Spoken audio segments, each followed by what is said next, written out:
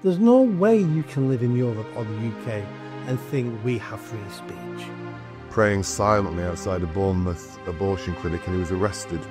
So we have this very kind of draconian government who are prosecuting, jailing people for tweets. It was J.D. Vance's speech to the Munich Security Conference, which basically was an assembly of all the great and good of Europe, basically. And basically, you can maybe give us more information here, but as far as I saw, he basically told Europe, you are destroying free speech, and particularly he said the UK is in a really bad place, and he mentioned a man called Adam Smith Connor, who was praying silently outside a Bournemouth abortion clinic, and he was arrested. He's an army veteran, convicted for 2 years. Convicted for 2 years, we're given a conditional discharge and having to pay £9,000. But what are the ramifications of J.D. Vance, who's the second most powerful man in the world, coming to Europe and saying this? They didn't like it. They didn't like the truth. Now, you may want an authoritarian state, an authoritarian Europe. That might be what you want. There's an argument for that. If you want peace, if you want to control people and things like that, there's definitely a market for people like that. I'm not in that market. But he told the truth to the people, and the people who heard it didn't like it and then forced themselves not to believe it.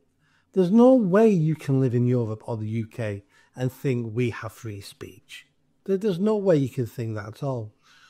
I'm going to be interviewing a lady on Thursday, so I'll probably be out Thursday or Friday evening this week, called Isabel, I think her surname's Spruce. Forgot her surname now. But she's also been arrested several times now for praying silently in her head in the UK near abortion centres. So we'll find out exactly what went on there. But we have example after example after example where we don't have free speech. You can be an army veteran who says online, if you don't like mass immigration, you need to demonstrate on the streets, but do it peacefully, and you get arrested.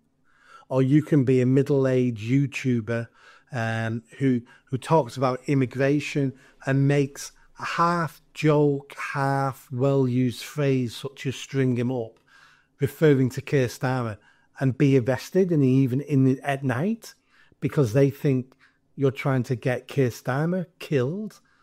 And you think we have free speech.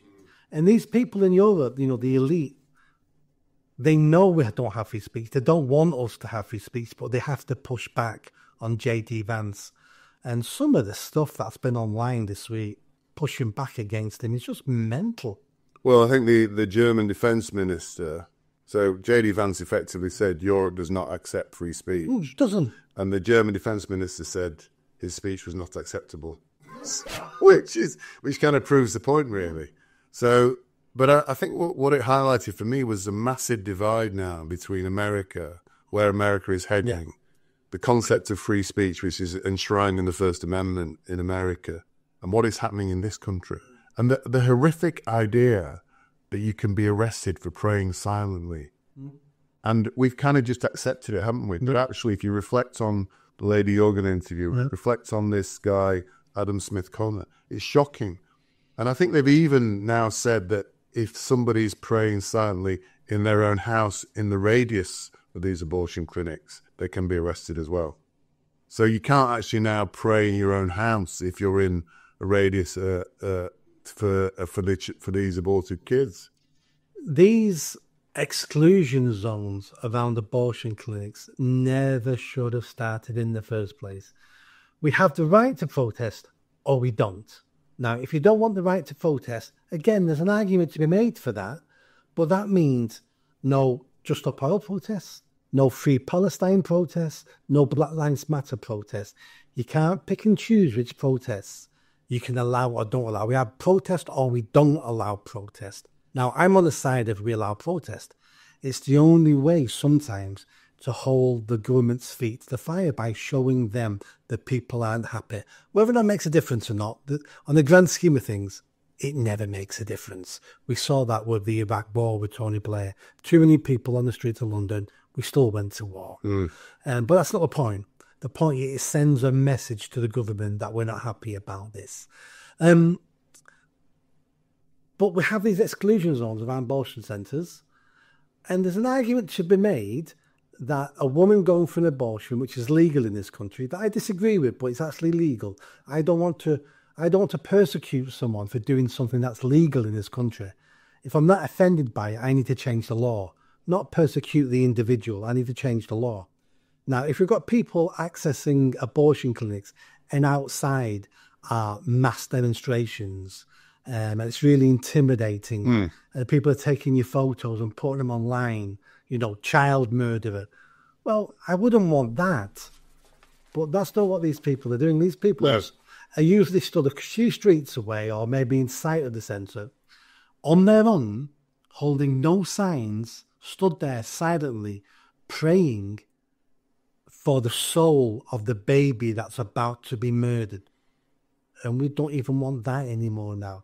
And that's because we're addicted to abortion in this country. We're addicted to it.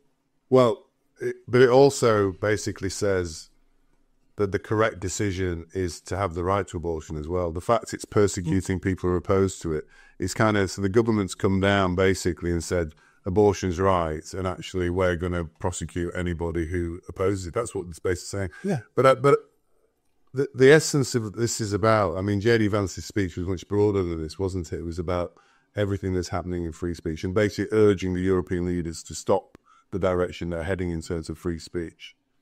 300 people have been charged so far under the Online Safety Act. I don't know if you're aware of that. So these things are not limited to one or two people. We're now talking large numbers of people. A lot of those people were charged during the Southport riots, basically. So we have this very kind of draconian government who are prosecuting, jailing people for tweets, for silent prayer, for anything that opposes the ideology of the government. And Labour are now wanting to spy on Apple users' data as well. I don't know if you've heard that. That's the latest thing. So they're now trying to extend this kind of draconian monitoring of the people in this country even more by spying on people who have Apple phones. I'm guessing they have access to Android phones already. I don't know. Well, Apple will not allow them. Yeah, quite right. Plus, it's an American company. Yeah. Because if Apple allowed them, it's the end of Apple. Yeah. It's the end of that brand, because nobody would trust them that they've got a phone that can't be accessed by different governments around the world. So nobody would buy it. So the end of Apple. The fact that Apple's an American company makes it a lot easier for them. What was the bit before that? The Online Safety Act, yeah. Well, if you have a multicultural, a multi-faith, a multi-ethnic, a multi-divisional on any other type of thing, identity politics, if you have a society like that, the only way to stop mass violence is for the biggest gang, which is the government, to have an iron fist, to clamp down on people and say, we're not having that, stop it, and we're going to persecute you. So when the Hindus attack the Muslims, they'll come down hard on the Hindus. When the Jews attack the gays, they'll come down, because it's the only way to keep the potential civil war breaking out in the country. And we talked about it last time. That's what General Tito did in Yugoslavia. And that's what Saddam Hussein did with the Sunnis, the Shiites, the Kurds, the Marsh Arabs. All these sections of the country all hate each other. But to rule it, they've got to fear you more than they fear their neighbours. And that's what's happening in this country now. The government fears all these small little groups, especially the white British, white English, and they're having to come down hard on them to keep them all in line. Otherwise, there will be more. I mean, violence is coming. I've come to the conclusion now, violence is definitely coming. But they think they can stop it. They can't stop it. The most they can do is mitigate it by changing policy, but trying to keep a lid on it increases the pressure, and when it explodes, it'll be even worse.